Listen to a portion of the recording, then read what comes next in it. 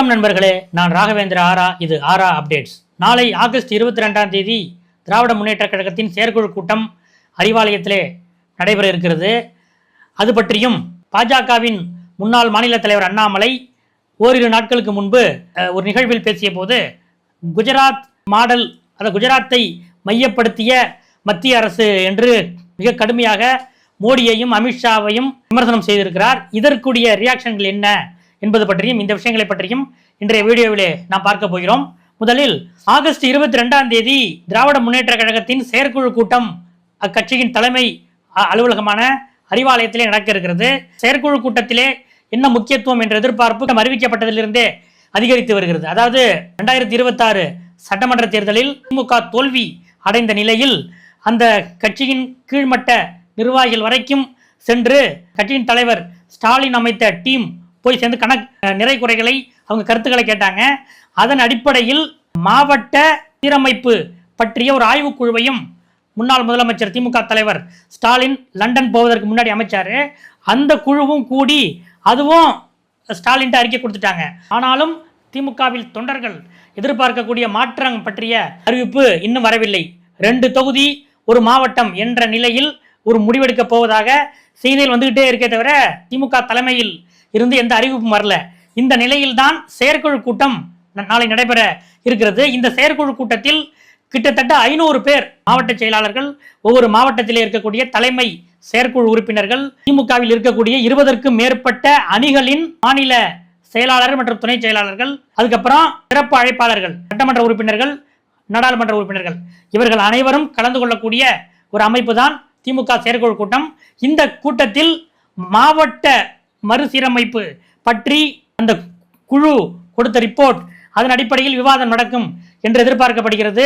2 தொகுதி ஒரு மாவட்டம் என ஸ்டாலின் முடிவு செய்து விட்டாலும் அதற்குள்ளாக சீனியர்கள் வெர்சஸ் உதயநிதி என்ற ஒரு ஆட்டம் கடந்த ஓரிரு வாரங்களாக நடந்து வருகிறது. அதாவது திமுகவின் இளைஞரணி செயலாளர் உதயநிதி என்ன சொல்றாருன்னா, இப்போது இருக்கிற மாவட்ட செயலாளர்களை பல பேரை மாற்றிவிட்டு இளைஞரணியிலே இருக்கக்கூடிய மாவட்ட அமைப்பாளர்களை அப்படியே பேரண்ட் பாடிக்கு கொண்டு வரணும் அப்படிங்கிறது தான் நிதியோட ஒரு திட்டமாக இருக்கிறது. ஆனால் அதற்கு திமுகவின் துணை பொதுச் செயலாளர் MP கனிமொழி மற்றும் ஏவா வேலு, KN நேரு உள்ளிட்ட சீனியர்கள் இந்த உதயநிதி இந்த அணுகுமுறை அவர்களுக்கு பிடிக்கவில்லை என்கிறார்கள். அதனால அவர்கள் திமுக தலைவர் ஸ்டாலினிடம் இந்த மாவட்ட அமைப்பை நாம் பிரித்து வைக்கலாம், ஆனால் பிரித்த மாவட்டங்களுக்கு உடனடியாக மாவட்ட பொறுப்பாளர் நியமனம் அப்படிங்கிறது அது சாத்தியமா இருக்காது, அப்படி போட்டா அவங்க ஆதரவாளர்கள் அப்படின்ற முத்திரை தான் குத்தப்படும். அதனால திமுகவோட உட்கட்சி தேர்தல் நடத்தப்பட வேண்டிய நேரம் வந்துருச்சு. 2021 தொடங்கி 22 உட்கட்சி தேர்தல் கடந்த முறை நடைபெற்றது. அதனால அந்த 5 வருஷம் முடிய போகுது. அதனால திமுகவின் உட்கட்சி தேர்தலை நடத்தி கிளைக்கழகம், ஒன்றியம் என்ற அளவில் உட்கட்சி தேர்தலை நடத்தி அதன் பிறகு பிரிக்கப்பட்ட மாவட்டங்களுக்கு மாவட்ட செயலாளர்களை தேர்தல் மூலமே தேர்வு செய்யலாம் என்பதுதான் திமுக சீனியர்களுடைய ஒரு கருத்தாக இருக்கிறது. உதயநிதியோட ஆக்கிரமிப்பு அதிகரித்து வருவதற்கு ஒரு தடை போடுவது போல திமுகவின் சீனியர்கள் இந்த முயற்சியை மேற்கொண்டிருக்கிறார்கள் என்று திமுக வட்டாரத்தில் கூறுகிறார்கள். அதனால நாளைக்கு திமுக செயற்குழுவில் காரசாரமான கருத்து விவாதங்கள் நடக்கலாம் என எதிர்பார்க்கப்படுகிறது. இதற்கிடையில் திமுகவின் துணை பொதுச் செயலாளர்கள் எண்ணிக்கையை அதிகப்படுத்துவது மற்றும் தலைமை கழக நிர்வாகத்தில் புதிய பதவிகளை உருவாக்குவது உள்ளிட்ட விஷயங்கள் நாளை விவாதித்து ஒரு முடிவெடுக்கப்படும். இதற்கு பிறகு திமுக பொதுக்குழு கூடும் என்கிறார்கள். இன்னொரு விஷயம், உட்கட்சி தேர்தல் நடத்த வேண்டும் என்றால் உறுப்பினர் சேர்க்கை முக்கியம். இன்னும் உறுப்பினர் சேர்க்க ஆரம்பிக்கவே இல்லை. அதாவது இந்த சீசனுக்கான உறுப்பினர் சேர்க்க ஆரம்பிக்கவே இல்லை. ஆன்லைன் உறுப்பினர் சேர்க்கை தான் இப்ப இருக்கு.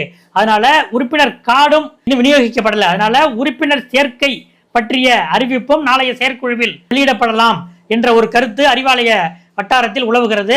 அதனால திமுக மாவட்ட செயலாளர்கள் மாற்றம், மாவட்டங்கள் பிரிப்பு என்பது இன்னமும் அது ஒரு விவாதத்துக்குரிய விஷயமா தான் இருக்கு அப்படிங்கிறது தான் இந்த செயற்குழு பற்றி விசாரிக்கும் போது அறிவாலயத்தில் இருந்து கிடைக்கிற தகவல் ஒரு பக்கம். இன்னொரு பக்கம் பாஜகவின் முன்னாள் மாநில தலைவர் அண்ணாமலை சமீபத்தில் அக்கட்சியில் இருந்து வெளியே வந்தார். வெளியே வந்து வி த லீடர்ஸ் அப்படின்ற ஒரு அமைப்பை ஆரம்பித்தார். ஏற்கனவே அவர் ஆரம்பித்த அமைப்பு தான், அதை தூசு தட்டி எடுத்துட்டு வந்தாரு.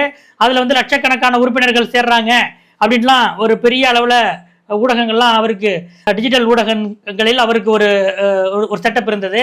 ஆனால் போக போக அவருடைய வி த லீடர்ஸ் அமைப்புக்கு அவர் எதிர்பார்த்த அளவுக்கு ஆதரவு இல்லை என்பதுதான் அண்ணாமலை வட்டாரத்திலே இருப்பவர்கள் சொல்கிற விஷயம்.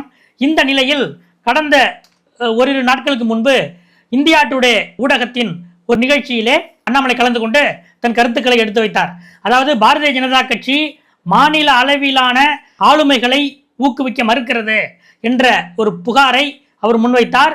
அது மட்டுமல்ல, ஒரு மாநில பாஜக, குறிப்பாக தமிழ்நாடு பாஜகவின் அந்த கோர் கமிட்டி மையக்குழு கூட்டமே அமித்ஷாவோட வீட்டில் வைத்து கூட்டப்படுகிறது என்றால் என்னங்க அர்த்தம் என்ற ஒரு கேள்வியை எழுப்பினார். அது மட்டுமல்ல, அனைத்து முக்கியமான AI என்கிற ஆர்டிபிஷியல் இன்டெலிஜென்ஸ் நிறுவனங்களாகட்டும், செமிகண்டக்டர் நிறுவனங்களாகட்டும், 2030 காமன்வெல்த் போட்டிகளாகட்டும், 2030 போலீஸ் கேம் ஆகட்டும், 2036 ஒலிம்பிக் போட்டிகளாகட்டும், இது அனைத்துமே குஜராத்தை நோக்கித்தான் இந்த ஆட்சியில் சென்று கொண்டிருக்கின்றன. குஜராத் சென்ட்ரிக் ஒரு அரசாகத்தான் இந்த அரசு இருக்கிறது.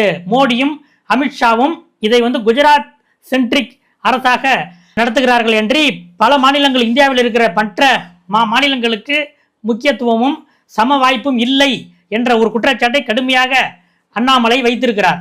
இது என்ன விஷயம்? எதுக்கு திடீர்னு இப்படி பண்றாரு? ஏன்னா அண்ணாமலை பாஜகவில இருந்து வெளியே வந்துட்டாரு. வெளியே வந்தோன்னா மோடி பத்தியோ அமித்ஷா பத்தியோ ஒரு பெரிய அளவு குற்றச்சாட்டுகளை அவர் வைக்கவில்லை.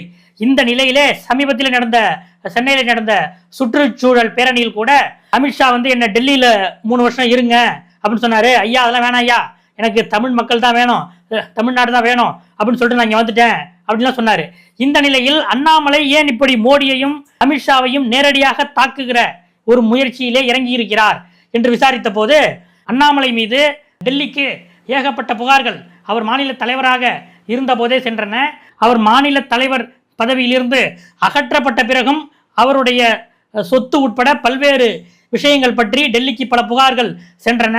ஆனால் பிஜேபியில் இருந்தவர், பிஜேபியில் இப்பயும் இருக்கிறாரு, அது அப்ப உறுப்பினர் இருக்கிறாரு, இப்போ அவர் மேல நடவடிக்கை எடுத்தால் அது பிஜேபி மீதே ஒரு களங்கம் கற்பிப்பது போல ஆகிவிடும் என்ற ஒரு அடிப்படையில் அண்ணாமலை மீது அப்போது எந்த நடவடிக்கையும் எடுக்கப்படவில்லை. ஆனால் இப்போ அவர் வெளியே வந்த பிறகு கொஞ்சம் கொஞ்சமாக மோடி அமித்ஷா அட்டாக்க ஆரம்பிச்சிருக்காரு. அதனால பதிலுக்கு என்ன செய்வது என வெளியிலே ஒரு எதிர்பார்ப்பு இருக்கு. ஆனால் அண்ணாமலை இந்த மோடி அமித்ஷா அட்டாக்கை ஆரம்பிச்சதுக்கு காரணமே அவர் மீது நடவடிக்கை ஆரம்பிக்கப்பட்டு விட்டது என்பதை அவர் உணர்ந்து விட்டார். அதனால்தான் முந்திக்கிட்டு இவர் வெளிப்படையாக இது போன்ற விஷயங்களை பேச ஆரம்பிச்சிருக்காரு. அப்படி ஒருவேளை நடவடிக்கை வந்தால் நான் விமர்சித்ததால் தான் என் மேல நடவடிக்கை எடுத்துட்டாங்க அப்படின்ட்டு சொல்றதற்கு ஒரு அடிப்படையாக இருக்கும் என்பதால் தான் அண்ணாமலை முந்திக்கொண்டு இது போன்ற விஷயங்களை பேசி வருகிறார். மிக விரைவில் அண்ணாமலை மீது எதிர்பாராத சட்ட ஆக்ஷன்கள் எடுக்கப்படும் என்பதுதான் RSS வட்டாரங்களிலே உலவுகிற ஒரு முக்கியமான தகவலாக இருக்கிறது. இதை ஸ்மெல் பண்ணி தான் அண்ணாமலை முந்திக்கொண்டு மோடியையும் அமித்ஷாவையும் அட்டாக் செய்ய ஆரம்பித்து விட்டார் என்கிறார்கள். இதுதான் இன்றைய அப்டேட்ஸ். அடுத்தடுத்த அப்டேட்டுகளோடு உங்களை இன்னொரு வீடியோவில் சந்திக்கிறேன். நன்றி.